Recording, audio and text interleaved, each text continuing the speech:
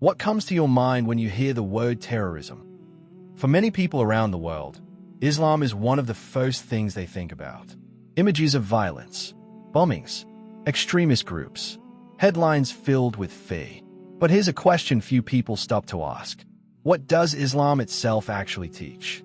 Can a religion followed by nearly 2 billion people truly support the killing of innocent people? Or have many people confused the actions of certain individuals with the teachings of an entire faith?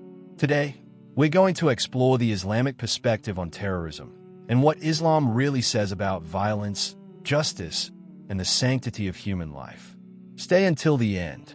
Terrorism is generally understood as the use of violence or intimidation against innocent civilians to achieve political, ideological, or religious goals. The key words here are innocent civilians, people who are not fighting, people who are simply living their lives, people who have done nothing deserving of harm. Whether the victims are Muslim, Christian, Jewish, Hindu, atheist, or any other background, terrorism targets human beings who are not actively engaged in combat. Islam has a clear position regarding innocent life. Human life is sacred, not Muslim life. Human life. This principle forms the foundation of Islamic teachings regarding violence and warfare. And once we understand that foundation, many misconceptions begin to disappear. One of the most powerful verses in the Qur'an says, "Whoever kills a soul unless for a soul or for corruption in the land, it is as if he had slain all mankind.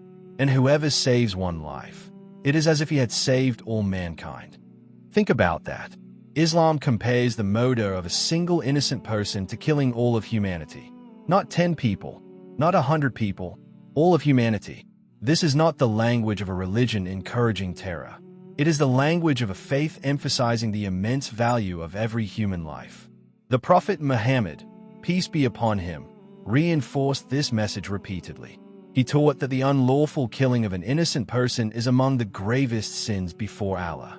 In fact, the sanctity of human life in Islam is so great that scholars throughout Islamic history considered murder one of the most serious crimes a person can commit. Some people may ask, if Islam values life so much, why does the Qur'an discuss fighting and warfare? This is an important question. Islam does permit warfare under specific circumstances, but warfare is not terrorism. The two are completely different.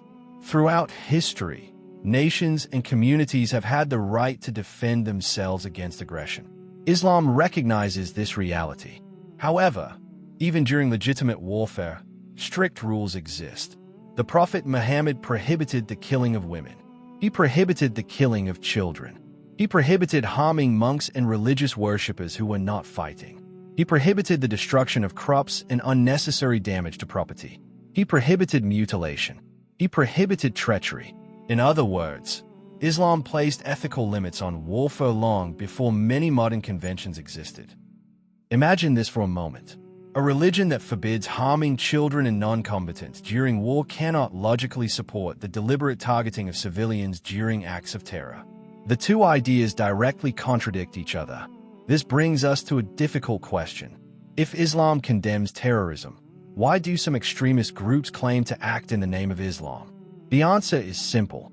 Claiming something and representing it are not the same thing. Throughout history, people have misused religion, politics, race, and ideology to justify violence. A criminal can misuse a law book. A corrupt leader can misuse patriotism. An extremist can misuse religion. But misuse does not define the original teaching.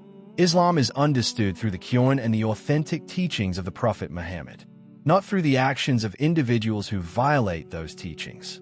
When extremists selectively quote religious texts while ignoring the broader teachings about mercy, justice, and human dignity, they distort Islam rather than represent it. The actions of a person do not automatically define the religion they claim to follow.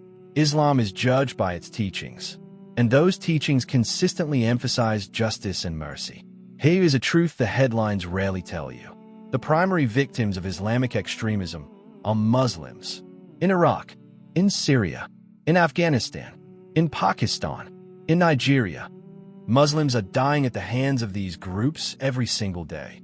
When a bomb goes off in a mosque during prayer, No one calls it terrorism against Muslims. When a village of Muslim farmers is massacred by extremists, it barely makes the news. The Muslims of this world are not the allies of terrorism. They are its greatest victims. And every time a Muslim is blamed for an attack carried out by people who twisted their religion, it is a double injustice. The problem is that the loudest voice in the room is often the most violent one. To understand Islam, we should look at the person Muslims are commanded to follow. The Prophet Muhammad. His life provides the clearest example of Islamic character. He endured persecution. He was mocked. He was insulted. His followers were tortured. Yet despite all of this, he consistently demonstrated mercy. When he eventually entered Mecca victorious after years of persecution, many expected revenge. Instead, he declared forgiveness. Many of those who had harmed him were pardoned.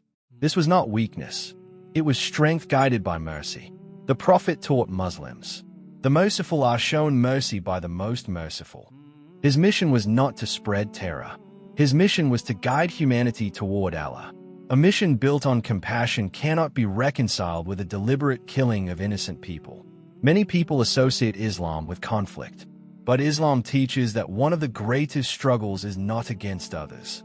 It is against yourself, against anger, against hatred, against arrogance, against injustice, against the temptation to harm others. The true believer is not the one who spreads fear.